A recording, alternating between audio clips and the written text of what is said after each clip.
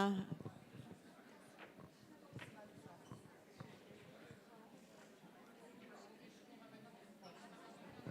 Boa noite. Boa noite. Obrigada a todos aqui. E, enfim, a nossa noite é dos gaúchos, né? E um privilégio agora estarmos com a deusa da crônica brasileira, nossa querida Marta Medeiros.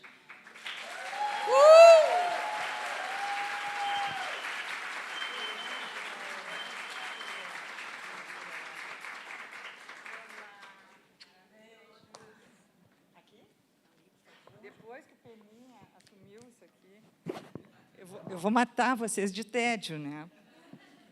Porque depois de toda aquela eletricidade, aquela energia... Vamos lá, Isa, vamos tentar. Vai ser heróico, vai ser heróico. Deixa eu pegar. Não, mas a gente está num momento especial da Marta, que está completando esse ano 40 anos, na verdade, da publicação do primeiro livro dela, que foi um livro de poesia.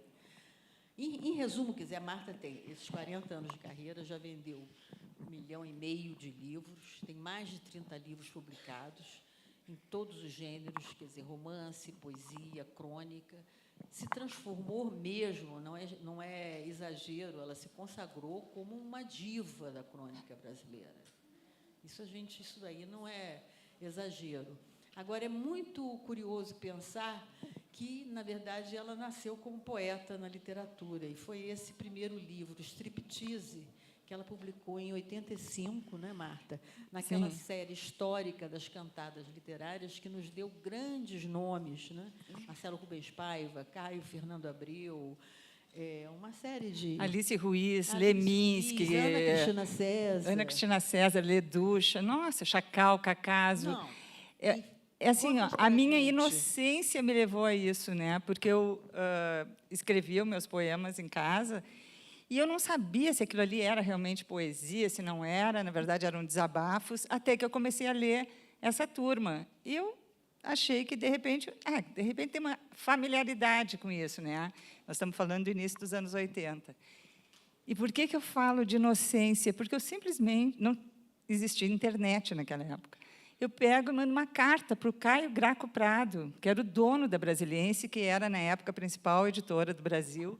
Eu, uma publicitária do Rio Grande do Sul, totalmente desconhecida, e mando uma cartinha com alguns poemas e tal. Então, assim, ó, isso, para mim, já é um milagre editorial, né? Tu conseguir mostrar o teu trabalho.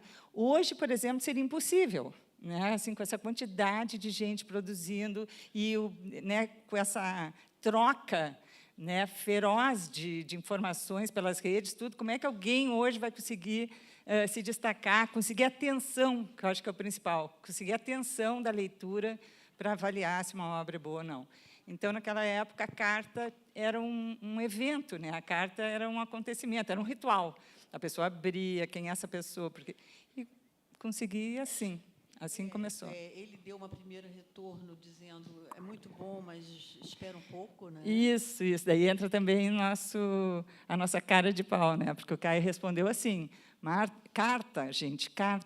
Marta, gostei muito, mas tu sabe, poesia não se vende muito no Brasil, e a gente já está com os próximos 2 anos programados, mas valeu, vai em frente. E eu pensei o seguinte, alguém que escreve uma carta para alguém, resposta, hoje a gente sabe, e hoje, então, seria... Porque as pessoas são tão, né, desatenciosas, não gostei, joga fora e tal. E aí, ter tido, né, essa deferência dele me fez pensar, não, uma meia porta aberta eu já tenho. Daí, esperei 6 meses, mandei um outro lote de poemas, aí ele me respondeu, carta de novo, dizendo, Marta, gostei mais ainda desse lote, então, continua mantendo contato. Aí eu já estava me sentindo a diva mesmo. E aí passou mais uns 3 meses, mandei um outro lote de poemas, e aí ele simplesmente telefonou para mim. Eu estava trabalhando numa agência de propaganda, toco o telefone, alô, aqui é o Caio Graco e tal. Eu disse, tudo bem, vou lançar teu livro. Então, assim, sabe quando tu te belisca, tu não acredita, e eu por qual coleção? Ele disse, é Cantadas Literárias. Tu me manda aí mais uns 10 poemas, vamos fechar isso aí, encontra um título maneiro e tal para o livro. E o primeiro título, isso veio muito rápido, Striptease. Porque, assim, eu estava me desabotoando pela primeira vez em público. Né? Eu acho que eu, por mim, botaria striptease para todos os meus livros. Eu publiquei 30 depois disso, porque eu acho que esse é o nome que define o processo de escrever. Né? É exatamente isso, é a gente se desnudar em público e arriscar, né, a opinião do outro, é tu não te esconder, e tu descobrir coisas de ti mesma que tu também não sabe. Hoje eu vejo esse livro, Striptease, e era tão estranho, porque eu tinha poemas ali que eu tinha escrito com 15, 16 anos, virgem, sem ter tido nenhuma experiência de vida, nada, e ali já existia uma mulher, ali já existia uma fêmea. Então, é muito interessante tu ver como é que a gente vai se desnudando até aquilo que a gente não conhece ainda da gente mesmo, mas já intui. E eu acho que a poesia talvez seja o gênero que mais traduz quem a gente realmente é, o nosso lado mais secreto, que acaba transbordando através da poesia. Mas é curioso que você, com 40 anos já escrevendo, você recentemente escreveu uma crônica em que você se questionava, dizendo assim, mas será que eu sou escritora mesmo? Essa é uma pergunta que vai para o túmulo. Sim, mas por que você ainda tem essa dúvida, né? Será que eu sou escritora mesmo? Primeiro, porque eu sempre respeitei muito as escritoras, sabe? Para mim, elas sempre foram muito deusas. E é engraçado que, quando eu era uma garota, eu achava que eu nunca chegaria a 100 metros de uma escritora. Nem de um escritor, nem de uma escritora. Eu sempre fui o azarão de todas as apostas. Para mim, a escritora era aquela mulher, aquela artista que escrevia numa praia deserta, sabe? Que, bebendo seu uísque, lendo Proust pela terceira vez, assim, eu achava que eram semideuses, semideuses. E para mim, eu ia chegar perto da Nívia Maria, atriz que fez Moreninha do José Manuel de Macedo, para mim já seria o máximo que eu ia chegar perto de literatura. Assim, eu realmente não acreditava nisso. Então, de repente, eu comecei sem ter a ambição de ser escritora, tá? Tudo bem, mostrei os poemas, tudo, mas aquilo era para realizar um sonho localizado, daquela menina que estava escrevendo. Legal, vou ter um livro publicado. Mas nunca imaginei fazer carreira. Eu era muito já fissurada em independência, eu achava muito importante eu pagar aluguel, eu sair da casa dos meus pais, então eu sabia que não ia ser com poesia que eu ia fazer isso. Achei que poesia era um hobby, não imaginei que eu ia ter uma carreira. Então, de repente, claro, tu publica o primeiro livro, depois vem o segundo, porque fica mais fácil, né? Depois vem o terceiro, o quarto. E aí tu começa a criar realmente, né, uma carreira literária, mas ainda por muito tempo eu fui publicitária, né, paralelamente por muito tempo. E até hoje, quando eu leio Clarice Lispector, Adélia Prado, quando eu leio Annie Ernaux, qualquer escritora, e não é qualquer, não, estou falando de grandes nomes, eu penso assim, eu sou uma penetra nessa turma, me sinto super grata, sei que eu sou uma escritora, mas talvez por eu ter uma admiração tão grande, um respeito tão grande por esse ofício, eu me vejo sempre como uma aprendiz. E não digo isso porque, como ela é modestinha e tal, é um sentimento genuíno mesmo. Eu me sinto aprendiz, aliás, como mãe, me sinto aprendiz como mulher, me sinto aprendiz como ser humano, sabe? Eu acho realmente que a gente está aqui para aprender. Não é, se a gente conseguir ensinar alguma coisa, é legal, mas basicamente para aprender. Como escritora, não foge à regra, é isso aí. Você comentou exatamente isso nesse título. Quem diria que escrever ia dar nisso foi inspirado, na verdade, num livro dela, que é Quem Diria que Viver ia dar nisso, em que ela se coloca nesse sentido do se considerar o azarão das apostas. Todo mundo, né? A gente se sente, às vezes, assim, não vou funcionar. O Eduardo Bueno, não. Eu queria ter 1% da autoestima do Eduardo Bueno. Aquele ali nasceu rei, né? Mas aí você diz um negócio bonito, que é: custei acreditar que poderia fazer diferença na vida de alguém. Eu nem supunha que as minhas fantasias infantis poderiam um dia furar a bolha da ilusão e viessem parar aqui, nesse cotidiano maduro, realizando-se não exatamente como foram idealizadas, mas proporcionando extremo prazer. Viver é melhor que sonhar mesmo. Viver é melhor que sonhar mesmo? Eu acho. Para mim foi. Eu fui uma menina que achava que nem ia ser mãe, que não ia ter filhos. Eu não me achava apta para fazer tudo o que todo mundo fazia. É tão engraçado, para mim é uma vitória, essa palavra não é vitória, mas é mais surpreendente que eu tenha cumprido um ritual comum a todas as mulheres do que ser escritora, que seria uma coisa incomum. No fim das contas, escrever acabou sendo mais fácil para mim, criar uma carreira literária foi mais fácil do que eu me adequar ao mundo, ao que a sociedade espera da gente, sabe? Assim, eu sempre fui uma garota muito obediente e tal, e eu digo, não, tudo bem, eu vou tentar casar, eu vou tentar ter filhos, vou tentar me adequar a essa sociedade padrão, acho que muito assim pensando em aceitação dos pais e do meu núcleo ali, da bolha que a gente vive, e vou tentar sair dessa bolha através da escrita, né? Que é onde eu pensei, eu acho que para mim era mais fácil ser tudo, menos uma pessoa cumpridora de todas o script, né, que a gente já tem, que a gente recebe no berço, né? Para ser mulher, você vai casar, ter filho.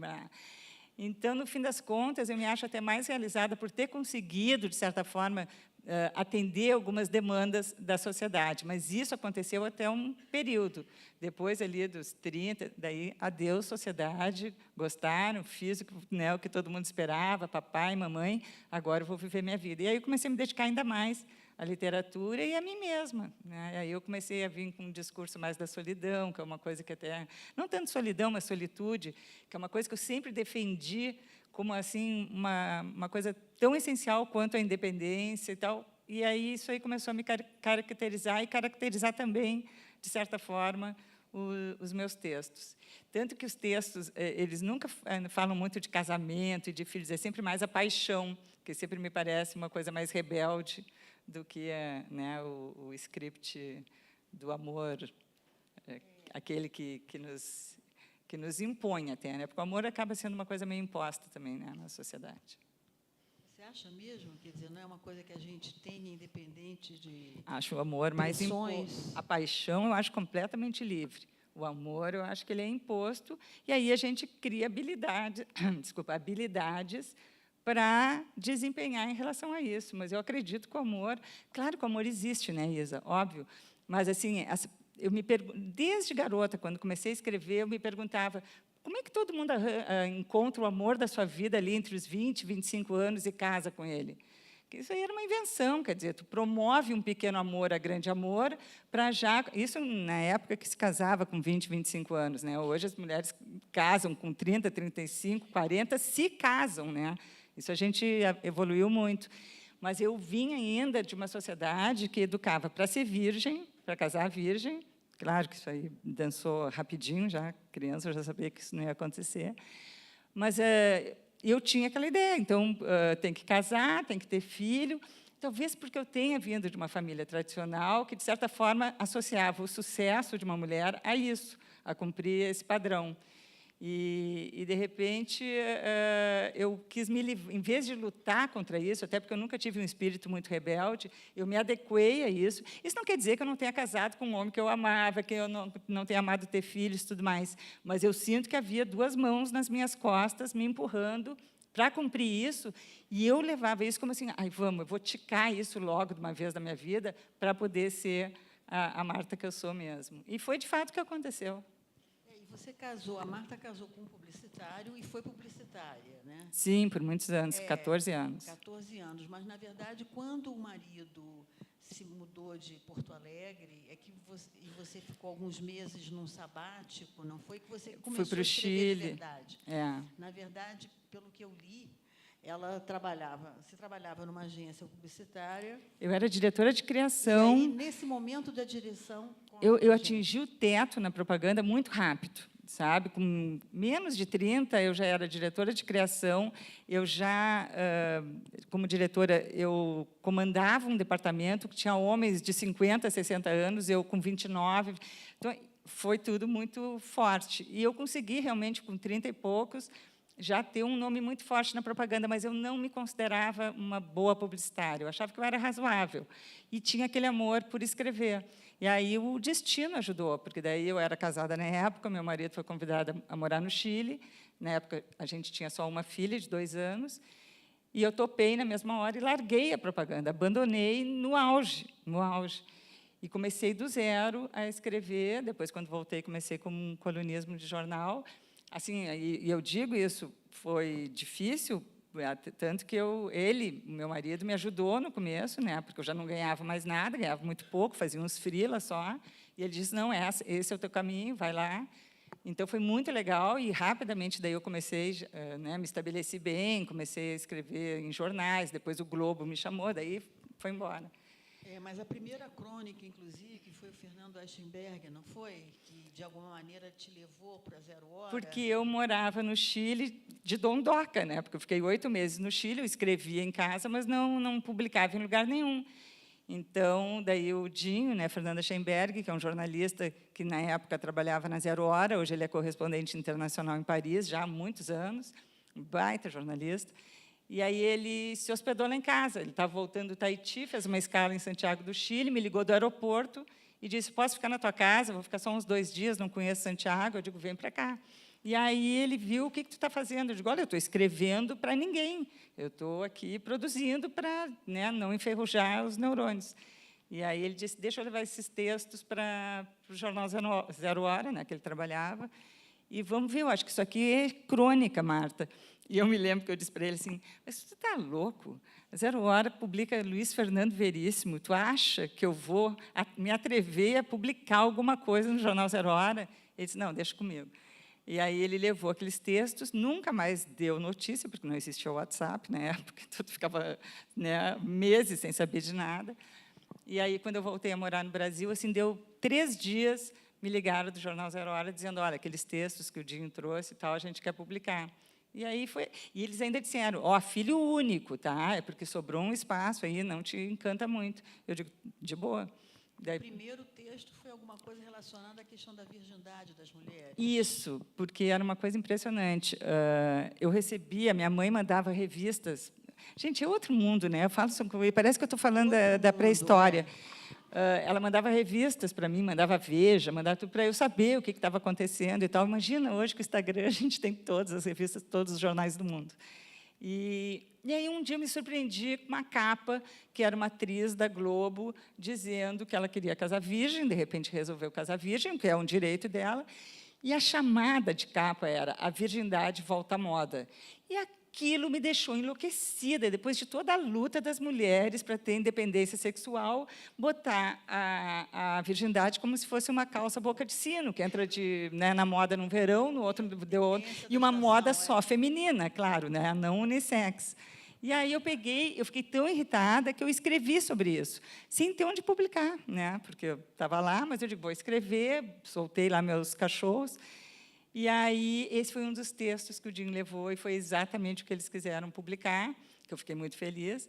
E aí, claro, né, os leitores gostaram, as leitoras, principalmente, daí mandaram cartas. Gente, isso é pré-história, mandaram cartas para o jornal, e aí eles, bom, né, ela tem jeito, pediram outro texto, mais um, e aí foi embora. Daí começou uma coisa que eu achei que ia durar 4 meses. Eu estava assim, super de boa. É uma aventura, né? Vamos ver o que é isso, escrever crônicas para jornal. E eu fazia as loucuras, Isa, aquela coisa que a gente não sabe até onde tu vai... E também maturidade. Eu chutava o balde, eu falava mal de todo mundo, falava mal de Xuxa, falava mal de não sei quem. Não tinha a menor ideia, sabe? Simplesmente soltando tudo. E depois, muitos anos depois, vinha conhecer todas as pessoas que eu falei mal, eu vinha conhecer pessoalmente. Não, teve uma vez que tinha uma... Bom, agora é a hora de contar bobagem. Tinha uma vez que tinha uma Miss, 20 anos, eu acho que ela era Miss Rio Grande do Sul. Linda, porém, toda fabricada. Ela mesma foi na televisão, disse que tinha passado por 36 procedimentos. Bom, eu fiz uma crônica chamada Miss Frankenstein. Olha, a louca, a louca. E eu digo, mas como é que umas garotas que já nascem lindas, já criticando esse excesso, né, de interferências e tal, por um padrão estético lunático. Eu publiquei a crônica, de noite fui numa festa, quem estava na festa?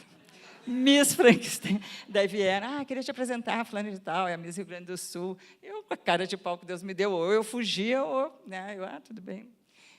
Então, isso acontece, né? São as pequenas saias justas que acontecem. E você, na verdade, você tem uma resistência natural, muito compreensível, né? Mas, de alguma maneira, houve um momento, agora não, em que ela foi muito identificada como essa autora de mulheres, né? Crônica para mulheres, e fala sobre mulheres. Eu sei que isso já foi superado, né? Mas, em algum momento, você se voltou para isso, achou que era nicho, não? Não, nada que eu faço é premeditado. O que acontece? As coisas que eu vivo, elas acabam transmitidas no que eu escrevo, mesmo que eu nem repare nisso, Isa, sabe? Então, assim, quando eu comecei a escrever crônicas, eu era mãe de 2 crianças pequenininhas, aliás, de uma só. Depois eu engravidei e tive outra, então, naturalmente, tinha alguma coisa de maternidade, né, da descoberta de ser mãe, da dificuldade de ser mãe e tal. Então, isso é uma coisa que ficou muito feminina, né, um nicho meio feminino. E depois eu me separo no casamento e enlouqueço, porque daí eu vou para a festa, né? E aí começo a ter relacionamentos, e foi uma época de muita liberdade sexual também, e namoro, tenho muitos... 80, 90? Daí eu estou nos 40 anos de idade, tá? 40 e poucos.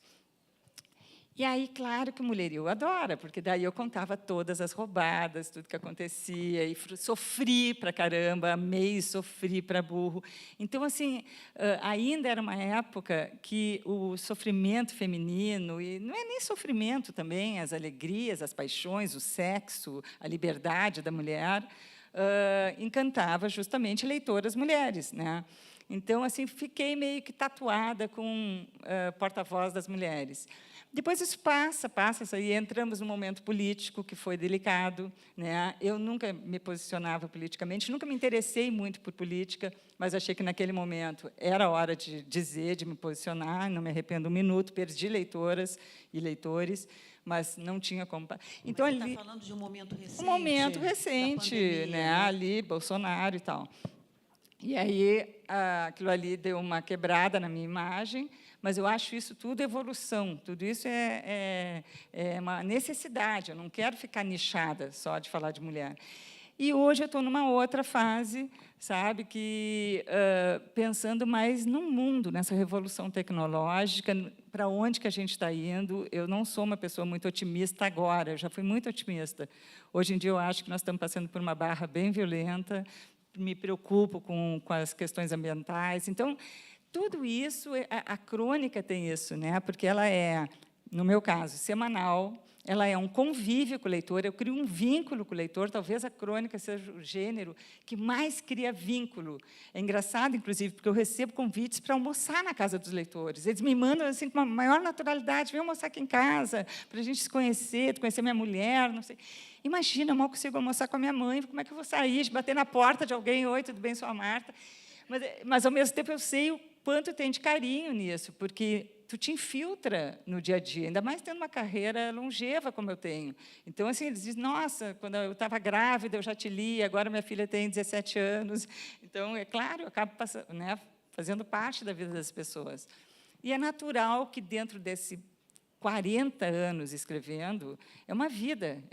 Comecei a escrever poesia com 23, hoje eu estou com 63, que é exatamente o espaço de vida onde mais acontecem coisas, né, na tua vida. Tudo, né, os teus primeiros amores, gravidez, amantes e tudo mais, viagens, e a tua evolução profissional, e os teus fracassos também, porque é tudo uma montanha-russa. Então, assim, é onde tu está mais viva e mais aprendendo sobre ti mesma e sobre tudo. Então, é natural que eu não ficasse só presa a um único estilo, né, de escrever só para mulheres. Apesar de que hoje é muito necessário, né, porque nós estamos também, né, numa outra revolução feminista, mas está tudo, na verdade, mais... está tudo no mesmo... Mas essa chegada aos 60 foi uma coisa sobre a qual a gente já falou, e eu achei muito interessante que a Marta disse que ela nasceu com 100% de sensatez, não é isso? Aparentemente. É, né? mas é alguma coisa que ela vem, na verdade, conforme vai amadurecendo, vai perdendo, né? Não é perdendo, eu acho... É engraçado, sabe? Eu vou dizer uma coisa boa até aqui para as mulheres que estiverem nessa faixa, porque a gente sempre pensa que a gente foi mais feliz na juventude ou ali nos 30. Eu tive, dos 50 aos 60, uma década assim de ouro, sabe? Não quer dizer que tudo deu certo, não é isso.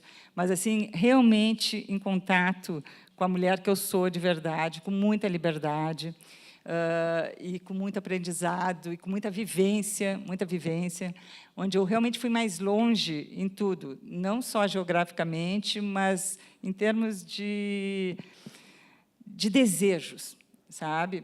Daí pinta os 60, que eu achei que eu ia passar batido, sabe? Só que os 60 trouxe uma coisa muito nova na minha vida, que eu achando que agora vamos embora, né? Filhas crescidas, tudo, vamos para frente, descubro mais 2 filhos que se chamam mãe e pai idosos. E aí tu tem que puxar o freio de mão, porque tu não consigo mais sair sem dar uma assistência que eu dou hoje, né? Eu sou praticamente uma cuidadora da minha mãe, meu pai não necessita tanto assim, mas assim eu não consigo desligar isso.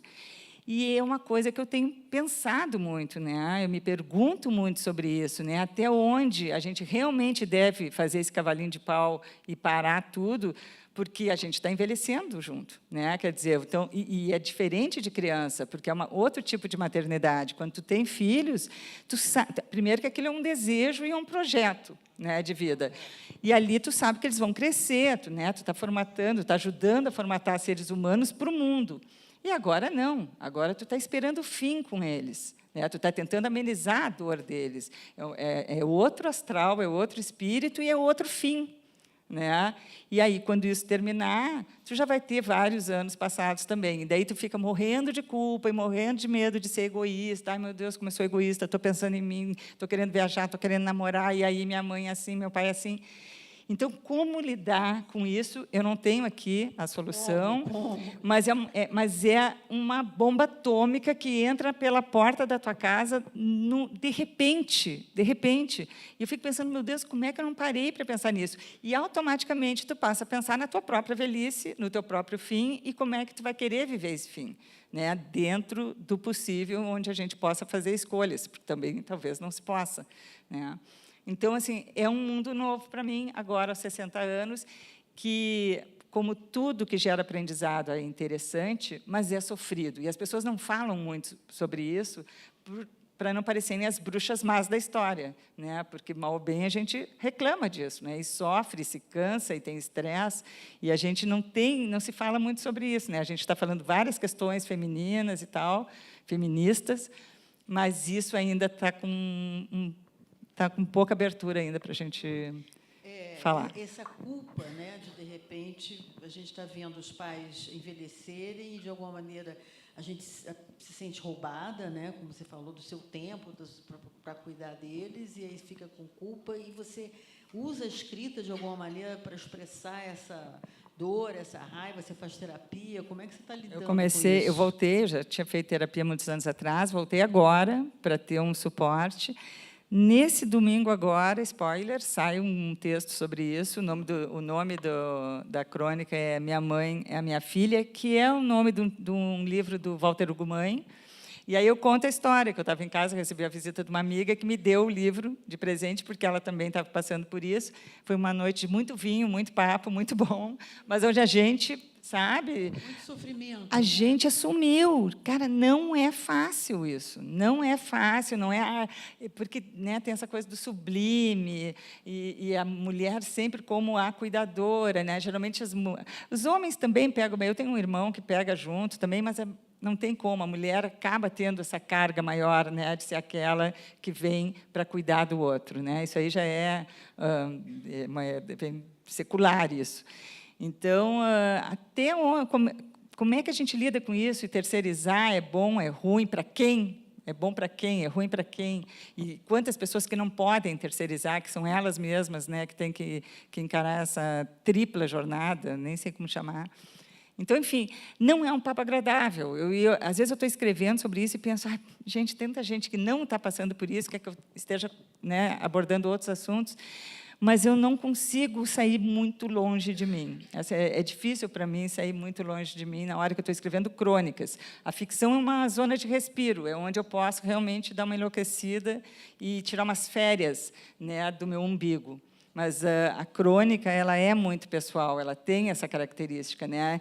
É uma relação a dois. Isso é uma loucura, porque tu pode falar para, sabe, 300 mil, 1 milhão, é eu e aquela pessoa que está lendo ali, é um diálogo íntimo, onde eu estou me abrindo e a pessoa, naquele momento, ela está conhecendo um pouco mais de mim e conhecendo mais sobre ela mesma, porque aquilo ali está gerando uma reflexão que vai fazer com que ela também pense a respeito.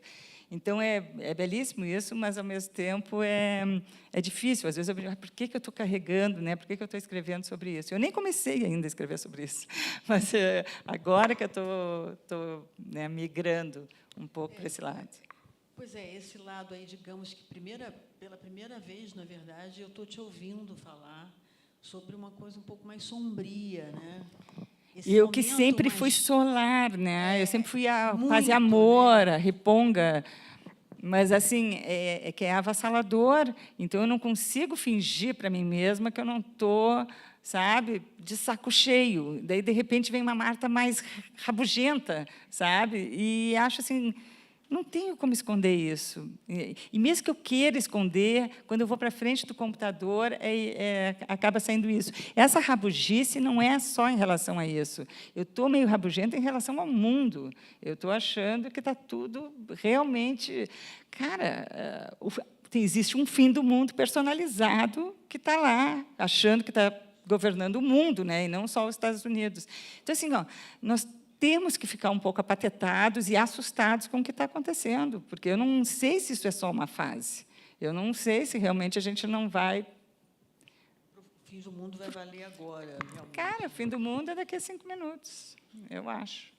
Mas você, quer dizer, na verdade, a sua própria experiência sempre foi sua maior fonte, né? Mesmo quando você migrou para a primeira vez para a ficção, que foi em 2004. Divã, editado por Isa Pessoa. O Divã. Né? O Divã foi revolucionário na minha vida. Da Marta mandando e-mail naquela e falando, eu estou começando a escrever pela primeira vez aí a estreia. Ficção, que foi um sucesso monumental, o Divã. Que eu nunca ia imaginar, mas eu adoro o Divã. Até hoje acho que o Divã tem uma coisa...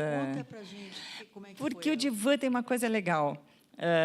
Na verdade, eu estava vivendo, né, a minha crise da meia-idade também. Eu ainda estava casada, eu separei uns 6 anos depois do Divã, mas ali eu já estava, né, o meu lado Mercedes, que é o nome da personagem principal, já estava aflorando. Mas o que eu achava mais interessante no Divã era uma pergunta que era feita. Tudo bem, eu estou casada, estou com um filho, eu tenho uma profissão, está tudo andando legal. Será que eu quero ser feliz para sempre? E eu acho que essa é a grande pergunta que se deve fazer para uma mulher que foi educada por Walt Disney, por cavalos brancos, passando com um príncipe que te carrega, sei lá para onde, para dentro de uma floresta, a gente não sabe o que acontece depois. Então, assim, eu sempre desconfiei desse feliz para sempre. Sempre desconfiei. E daí, daqui a pouco, feliz para sempre, que nos venderam, estou falando da minha geração, tem muita gente moça aqui, que, obviamente, já superou isso há muito tempo. E eu quis escrever sobre, sabe, foda-se o feliz para sempre, sabe? Eu quero ser feliz por um tempo, depois ser infeliz por outro tempo, depois eu quero ter dúvida do que é felicidade, depois eu quero duvidar que felicidade existe. É isso que tem que ser uma coisa mais efervescente. Então, não pode simplesmente cumprir metas e achar que isso aí vai garantir a tua vida, porque isso é a paz do cemitério, né? É a morte. Então, a Mercedes fez isso. Ela termina um casamento sem ter nada muito grave acontecendo, simplesmente porque ela não quer continuar numa coisa que não vai mais oferecer risco, que eu acho isso, sabe? A gente está vivo enquanto a gente está disponível para o risco. E aí ela sai de um relacionamento aparentemente bom e começa a ter outros relacionamentos, e eles dão certo por um tempo, depois eles acabam, ela sofre pra caramba, depois ela se recupera. E esse vai e vem, e chega no final, e não tem final.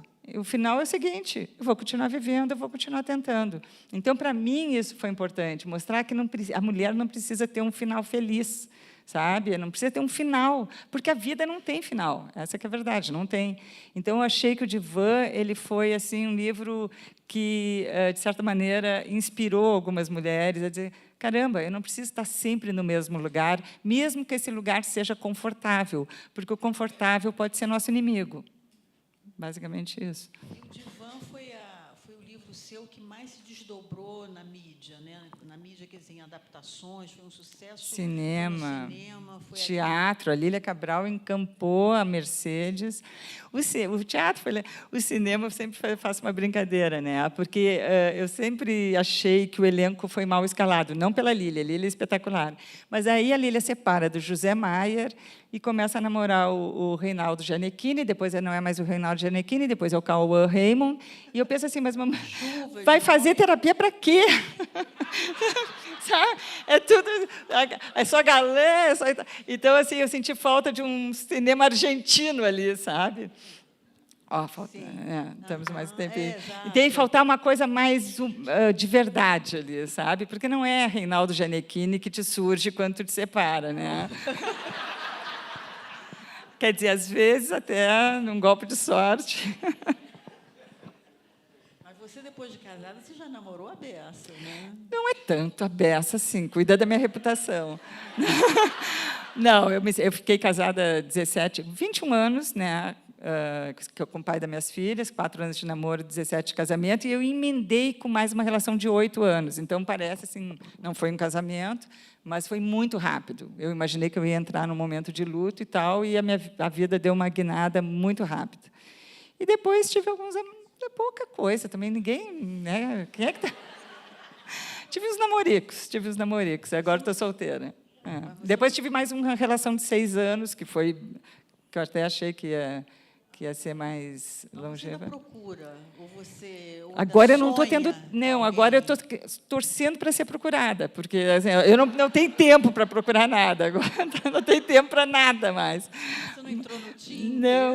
Não que eu vou entrar no Tinder, imagina, me botar no cardápio lá. Não, agora eu estou bem quietinha, tá? Quer dizer, viva, atenta, mas é um momento que eu tenho aí algumas demandas pessoais para resolver, mas na verdade a gente diz, né? Estou muito ocupada, não cabe mais ninguém na minha vida, até o dia que tu cruza o olhar com alguém e acende a chama, e daí tu acha lugar, e acha tempo, e acha tudo. Essa que é a verdade, porque a paixão é sempre uma força, uma energia avassaladora, né? Eu confio muito na paixão. Olha, eu me sinto até quase ridícula, né? Porque eu estou aqui já uma senhora de idade e ainda acho que a paixão é das coisas mais revolucionárias, porque ela te tira mesmo. Acho bom que a gente tire os pés do chão de vez em quando. Nós, mulheres, a gente assume muitas coisas, né? A gente, em geral, tem uma responsabilidade, um envolvimento, um comprometimento com tudo que a gente faz. A paixão meio que te tira dessa soberba, sabe? Dessa autoeficiência. Então, eu acho que a paixão, às vezes, vem para te dar uma derrubada, mas uma derrubada que também te faz crescer e traz também algumas recompensas. Porque o Estar Feliz, o teu livro de maior sucesso é o Feliz por Nada, né? Por causa do título, né? Só.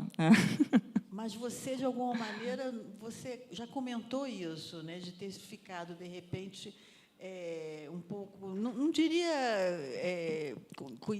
uma marca pessoal dos seus textos, é uma certa alegria, é uma certa felicidade. Mas alegria é uma coisa, né? A felicidade é outra. Quer dizer, a felicidade, eu estou feliz, estou triste, estou feliz. Tu entende? Porque a felicidade não é um acontecimento, não é um evento.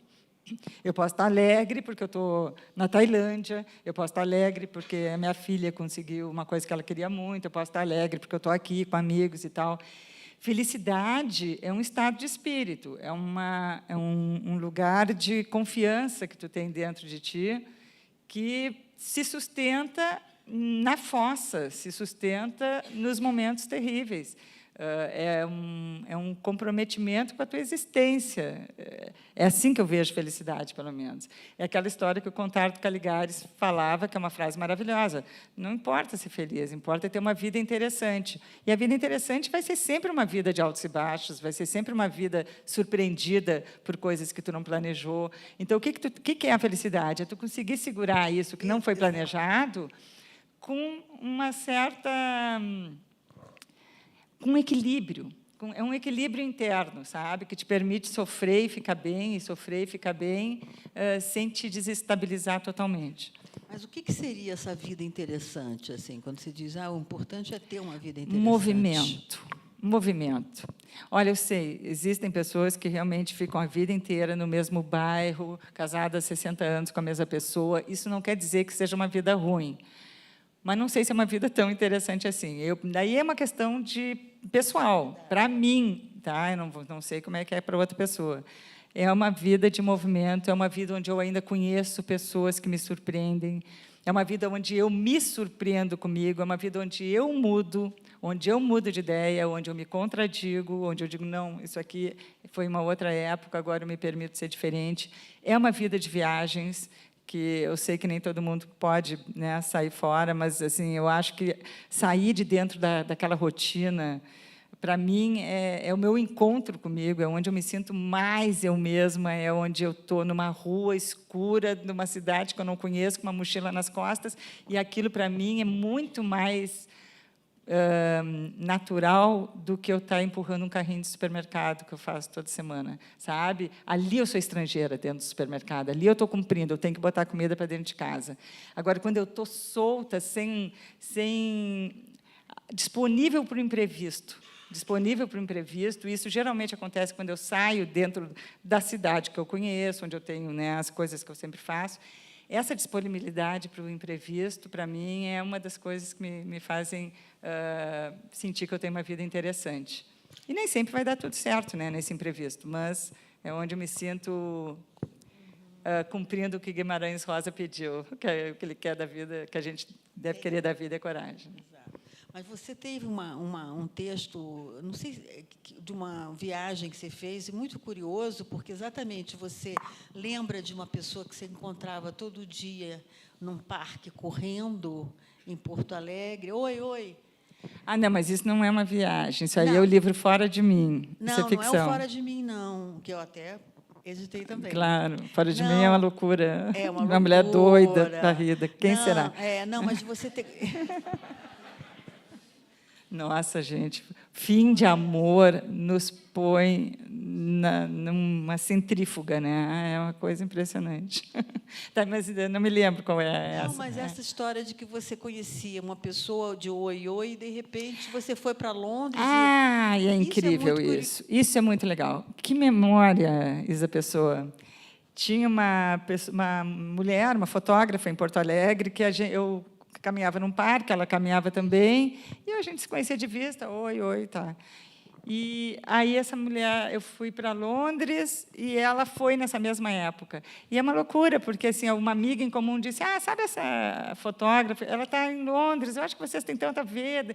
Marca um café com ela, porque eu viajo muito sozinha também. Adoro viajar com namorado, com filhos, tudo, mas viajar sozinha também também me faz bem. E aí eu fui sozinha para Londres e aí eu mandei um e-mail na época para ela, tudo bem, Neida é o nome dela. Tu não quer tomar um café, né, já que a gente não se conhece?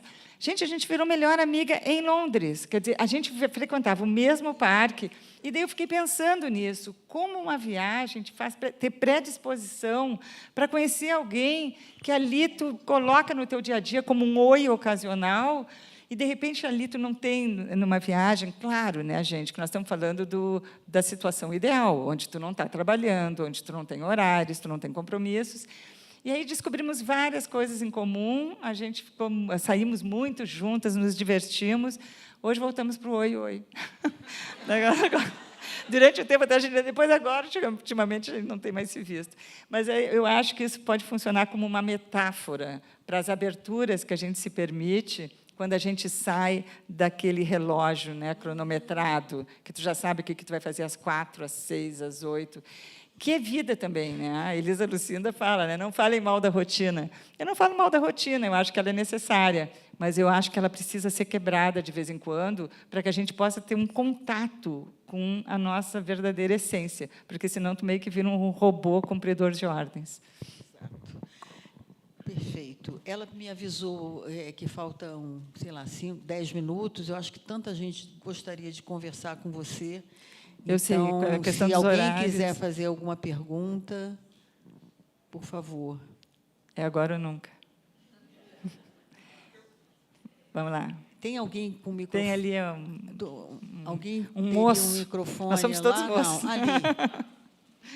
Tem alguém com microfone para levar para ela? Ali não, né? Não sei se... Eu tinha visto aquele moço Outra ali de camiseta ali. branca. Bom, acho que... Você consegue. Quer vir aqui fazer a pergunta no microfone? Não? Posso fazer daqui. Isso, perfeito. Isso, Enquanto a gente mais encontra, prático, ótimo. mais prático. Aqui primeiro, muito bom estar aqui ouvindo vocês. Obrigada. É o Elinho? Não, meu nome é Marcos. Desculpa. Ó. Eu sou uma moça, eu posso ser o Marcos. Ai, que ótimo. Tá. Pensando aqui no dilema que você traz da vida interessante com a questão do cuidado. Sim. Porque, assim, tem um outro elemento... Melhorou agora, né?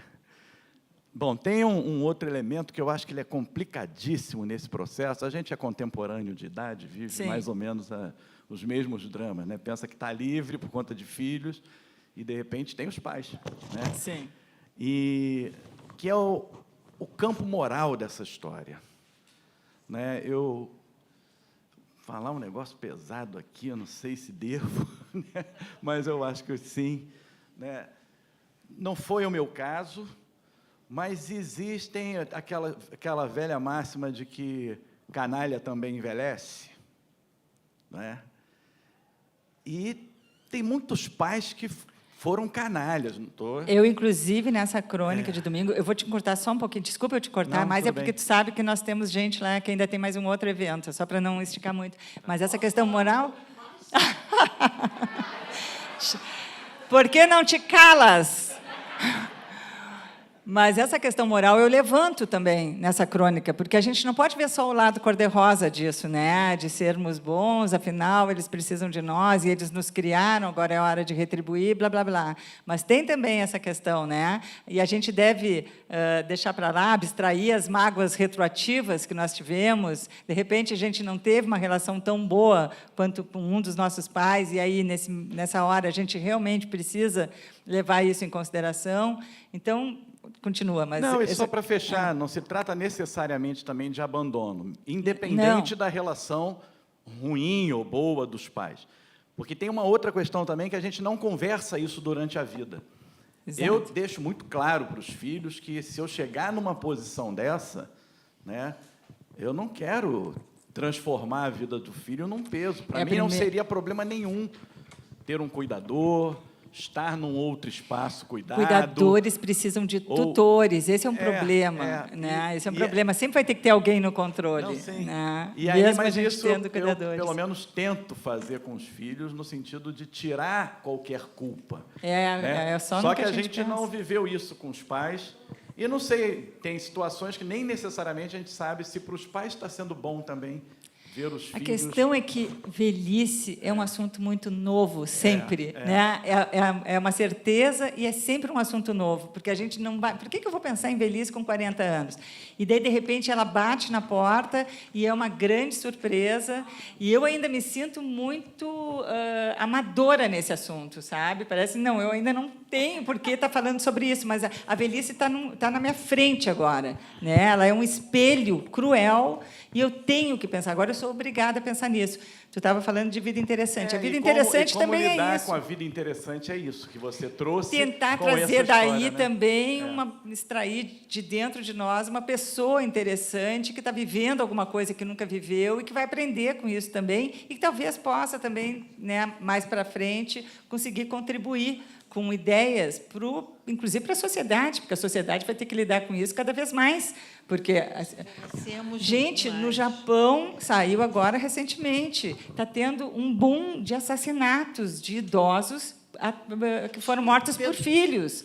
E, na mesma semana, isso aí é uma coisa gravíssima, gravíssima.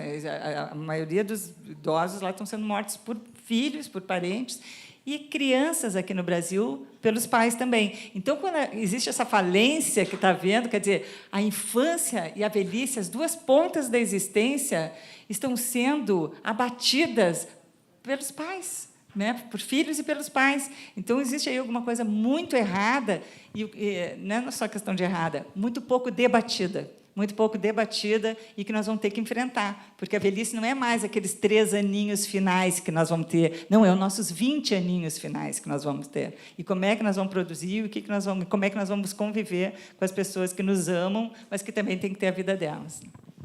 Nós temos mais 2 perguntas, aí eu vou pedir que vocês falem o nome, façam a pergunta, ambas, depois a gente passa para responder, pode ser? Tá, tudo bem. Que aí a gente já faz um compacto. Marta, Edelfina, meu nome. Eu estou meio rouca. Esse tema que você trouxe aí, né, do cuidado, né, com os pais, você tocou numa questão que é um possível sentimento de não é culpa, mas assim, dor na consciência eu sou a bruxa má, e falar que saco, né? Estou aqui, poderia estar cuidando da minha vida, vivendo outras coisas, mas eu tenho que cuidar do meu pai ou da minha mãe, que hoje depende de mim. Você acha que nós, né, que somos contemporâneos, vou usar aqui uma expressão do Carpinejar, que diz que nós somos a última geração analógica, isso é uma coisa assim, característica da nossa geração, que criou um vínculo muito forte, né, com os nossos pais, no sentido de que, no futuro, quando eles precisarem, eu tenho a obrigação moral de cuidar deles. Eu acho que antes eram menos opções dessa vida. Eu acho que a gente já estava meio que preparado para isso. Eu acho que não se discutia muito isso, sabe? Até porque a mulher, por exemplo, né? A mulher não tinha tantas possibilidades de fazer outras coisas que não fosse cuidar dos filhos, cuidar da casa, cuidar do marido e depois, naturalmente, dentro dessa sequência, cuidar dos pais, né? Isso era visto como uma vida natural, né, na vida da mulher. Daí, de repente, a gente tem toda uma transformação, mulheres trabalhando, mulheres empresárias, mulheres viajantes, mulheres que não tiveram filhos, mas têm pais, né, então elas têm uma liberdade absurda, né, para fazer a vida delas, mulheres que estão tendo várias relações amorosas, e começando relações amorosas aos 50 anos, aos 60 anos, e, de repente, se depara com com essa necessidade, que é como... Qual é o teu nome mesmo? Não é Elinho, hein? Marcos falou que é uma questão moral, né? Então, eu acho que sim, eu acho que agora o dilema está maior, porque nós temos mais opções de vida. E eu sempre achei uma elegância cuidar da própria vida, sabe? Eu acho que é uma elegância que a gente faz para os outros, mas eu entendo que chega um momento que eles não conseguem mais ter essa elegância com a gente. Eu vou cuidar. Meus pais sempre foram completamente independentes, completamente autônomos, mas chega um momento que não tem mais controle sobre isso. Tu não tem controle sobre uma doença, tu não tem controle sobre demência, né? Então, assim, eles não têm culpa de nada do que está acontecendo. Então, esse é o grande dilema, sabe? Ninguém tem culpa de nada, porque a gente tem essa mania, né, de responsabilizar. Qualquer coisa que acontece com a gente é responsabilidade do governo, responsabilidade da minha prima, é responsabilidade das escolhas que eu fiz no passado. Não, agora é uma questão que se apresenta sem muita rota de fuga, né? Então, acho que nós temos, eu não tenho resposta para isso, mas nós temos que debater mais. Falei em fuga, muitas vezes também é fuga, fica cuidando dos pais, também uma maneira de não viver a própria vida, também eu conheço, já conheci isso. Que bom, não preciso pensar em mim, agora vou pensar só neles. Mas, enfim, não é uma situação fácil, para mim é muito nova e eu ainda não cheguei a conclusão nenhuma. Marta, eu vou fazer uma pergunta rapidinho. Aonde? Eu queria fazer para o Contarto Caligares, e você citou ele. Ele fala no Vida Interessante do imperialismo da felicidade, que ele fala, gente, quem passa de um jeito só pela vida rasgou o bilhete, deixou de passar pela montanha-russa. Então, o imperialismo da felicidade atrapalha esse bilhete de fazer a vida valer a pena? Eu acho que sim, porque a gente foge do sofrimento, né? A gente sofre da dor, né? E a gente faz uma felicidade que é uma caixinha cor-de-rosa que não existe, né? Vai abrir essa caixinha, não tem nada. Assim, o que constitui uma vida? Todas as possibilidades de sensações, sentimentos, é tu te colocar em risco. Colocar em risco, porque se tu não te coloca em risco, daí tu fica fabricando uma felicidade padrão que a gente aprendeu aí em algum lugar, em algum conto de fadas. Mas eu só vou conseguir ser feliz se eu superar as minhas dores ali momentâneo. Eu não quero nem mais falar em ser feliz, na verdade, sabe? O meu desafio é superar uma dor para me encontrar plena na hora que eu encontrar a próxima dor. A próxima, porque vai vir outras dores. Entre mentes vão vir muitas coisas legais. E isso aí vai virar um caldeirão que tem que existir por si só, sem estar tão segmentado, sabe? Não, ou sou feliz ou sou infeliz. Eu acho que ser feliz, essa palavra já realmente caducou, sabe? Não, o feliz era uma coisa sei lá, que a gente projetava como conseguir tudo que eu quis na vida. Sabe? Sabendo que, mesmo que tu consiga, tu não vai conseguir, mesmo que tu consiga, no momento que essa conquista for feita, outros desejos vão se apresentar, porque ninguém se contenta com nada, né? Cada dia que a gente acorda de manhã, a gente está, né, disponível para surpresa. Então, é isso, ter essa disponibilidade real e não ter medo do que vai acontecer. Não ter medo do erro, que é uma coisa que as pessoas... Né, é diabólico, o erro é uma coisa diabólica. Né? Não ter medo do fracasso. Muita gente prefere ser uma promessa em vez de ser um fracasso, né? Então, passo a vida inteira sem fazer nada. Eu poderia ter sido isso, poderia. A vida inteira sendo uma promessa. E aí, ótimo, né? Não errei, não fracassei, mas também não viveu, também não arriscou, também não aprendeu nada. Então, eu acho que é isso. Eu acho que a felicidade, muitas vezes, é só uma promessa, mas é melhor a gente falhar, acertar, porque, no fim, vai tudo morrer, ninguém vai lembrar da gente, a vida não tem sentido. Gente, é o que eu mais tenho pensado mesmo. Hoje em dia é o seguinte, a gente fala, pensa, mas, no fim, vai dar em nada.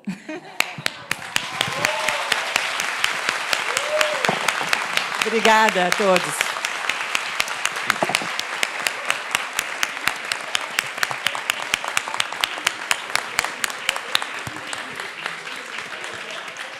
Abre a porta lá para mim. Obrigada, Marta. Vamos encerrar, né? Temos que encerrar. Boa noite.